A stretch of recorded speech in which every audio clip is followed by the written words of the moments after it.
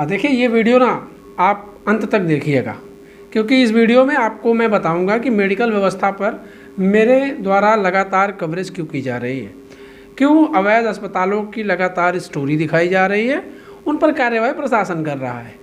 अभी हाल फिलहाल में कई जगहों पर ऐसा हुआ है।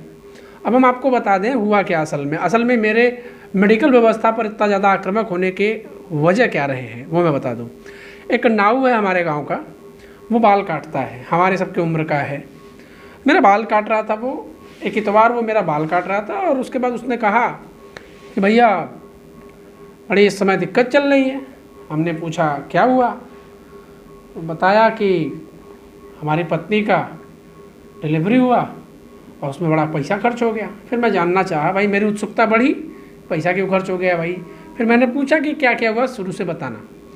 तो उसने बताया कि मेडिकल व्यवस्था में आशाओं के द्वारा उसे एक निजी अस्पताल में ले जाया गया उसके पत्नी को, और ये कहा गया कि यहाँ आपके पत्नी का डिलीवरी होगा।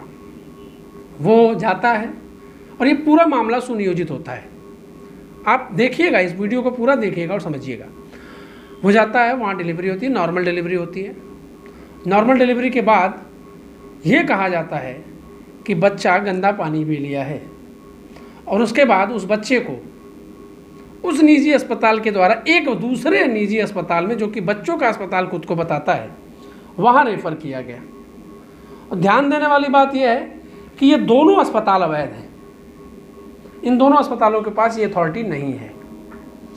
और उसके बाद वो बच्चा वहाँ जाता है, कुछ दिन वहाँ बच्चा एडमिट रहता है, उस फर्जी NICU वाले अस्पताल में भर्ती रहता है। वहाँ पर लगभग 17 से 18 हज़ार रुपये उसका बिल बना देते हैं। और उसके पहले जहाँ पर डिलीवरी हुआ था, उस डिलीवरी वाले अस्पताल में इनसे 9,000 रुपये लिए गए।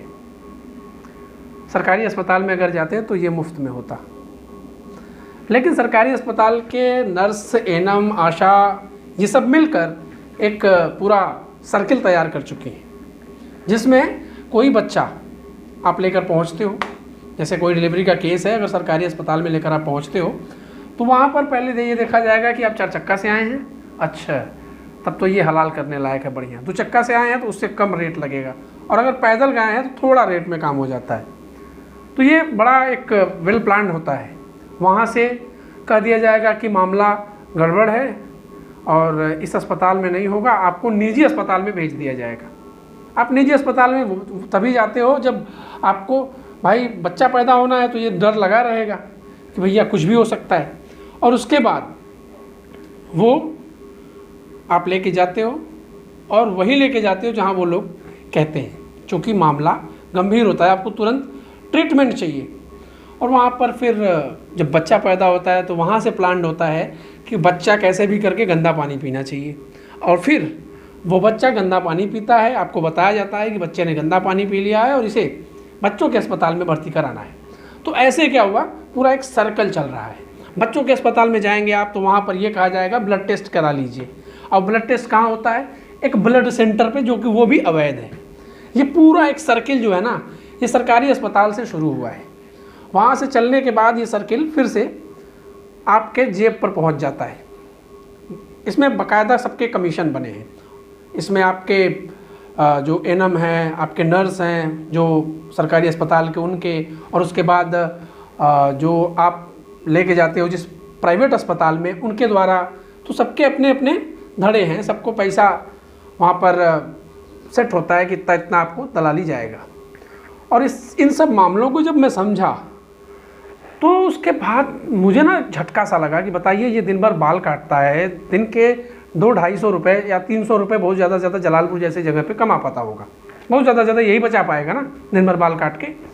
तो वो वहाँ के बाद ऐसी स्थिति में 25,000 रुपये, आप कुछ नहीं हुआ है तब भी 25,000 रुपये आप कर लेते हो, डरा कि। चूँकि मेडिकल व्यवस्था में लोग डरते हैं, तो इसका फ़ायदा उठाते हैं इसमें काम करने वाले लोग। इन्हीं सब को लेकर मेरे दिमाग में एक बात आई कि इस गंदगी को साफ करूँगा, चाहे जैसे करूँगा। मुझे पता है कि इस कार्रवाई के बाद, इन तमाम कार्रवाइयों के बाद, तमाम वो दुश्मन टाइप के लोग पीछे पड़ेंगे और कई कई जगहों पर कई कई बातें भी करेंगे। लेकिन आप समझिए ना कि एक बाल काटने वाला 25,000 रुपये एक सप्ताह के अंदर खर्च करता है, कहाँ से ला के देता है वो? उसके घर में अनाज के पैसे नहीं होंगे कल को, तो फिर क्या, कहाँ से उसकी ज़िंदगी चलेगी? बड़ा सोचिए ना, ऐसी स्थिति है, इतनी निर्दयी स्थिति है समाज की। और जब इस पर कार्रवाई होती है तो लोग बिलबिला जाते हैं, धमकी देते हैं। 2 धमकियाँ, छोड़ने वाला नहीं हूँ भैया मैं, जहाँ जहाँ पाऊँगा इसी तरीके से। क्योंकि सरकारी अस्पतालों में इलाज गरीब ही कराता है। नेता लोग एम्स में भाग जाते हैं, एयर एम्बुलेंस से भाग जाते हैं, पर जो कमज़ोर वर्ग है ना, उसके लिए तो सरकारी एम्बुलेंस ही उसका एयर एम्बुलेंस है। नहीं मिल पाता वो भी तो सगड़ी पर चला जाता है बेचारा। और उसके बाद आप लोगों को लगता है कि शिवम उपाध्याय ये गलत कर रहा है। अगर गलत कर रहा है तो फिर तरीके से आइए, विरोध करिए, चीज़ों को रखिए। और हाँ, अस्पतालों को लेकर और भी चीज़ें भी सामने लाने वाला हूँ, पूरी चीज़ें मैं लेकर आऊँगा। ये बहुत बड़ा जो है ना ये चल रहा है। आपको हम बता दें कि उत्तर प्रदेश के जनपद जौनपुर के ही एक विधानसभा, रमेश चंद्र मिश्र हैं विधायक, उन्होंने इस चीज़ की शुरुआत करी थी। उन्होंने ये बयान दिया था कि जनपद में चाय की दुकान से ज़्यादा अवैध अस्पताल है। तो भैया ठीक है, अब जो इतनी कार्रवाइयों के बीच भी अगर जो खुले हैं, इसका मतलब वो वैध होंगे। यही सब मामले को लेकर मेरे दिमाग में चल रहा था। अब वो चीज़ें, अब वो पूरा एक चल रहा है, तो फिर ठीक है, परेशान मत होइए ना, करिए सामने से आप। खैर, मिलते हैं। मुझे लगता है कि आप लोगों को क्लियर हो गया होगा। धन्यवाद।